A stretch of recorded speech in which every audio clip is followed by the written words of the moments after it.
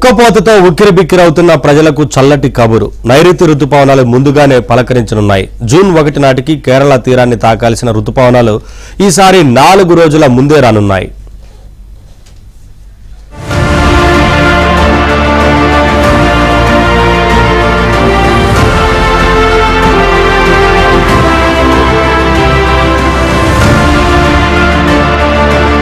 పారిశ్రామికంగా మన దేశం ఎంతగా అభివృద్ధి చెందినా వ్యవసాయమే మన దేశంలో ప్రధానంగా ఉంది.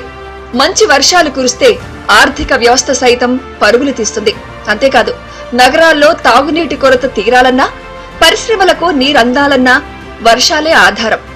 అందుకు ఎండాకాలం వచ్చిందంటే చాలు, నైరుతి రుతుపవనాల కోసం 1000 కళ్లతో వేచి చూస్తుంటారు జనం.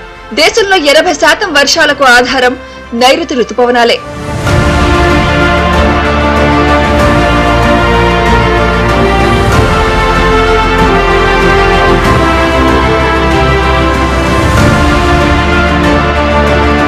ఈ ఏడాది వానలే వానలు, రుతుపవనాలు ముందుగానే పలుకరించనున్నాయి.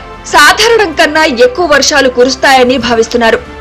మే 13 నాటికి బంగాళాఖాతంలోని కొన్ని ప్రాంతాలకు రుతుపవనాలు విస్తరిస్తాయని, ఆ తర్వాత పరిస్థితులన్నీ అనుకూలిస్తే ఈ నెల 27నే కేరళను రుతుపవనాలు తాకబోతున్నాయని కేంద్ర వాతావరణ శాఖ తెలిపింది. రావాల్సిన దానికన్నా 4 రోజుల ముందే వర్షాలు రానున్నాయి.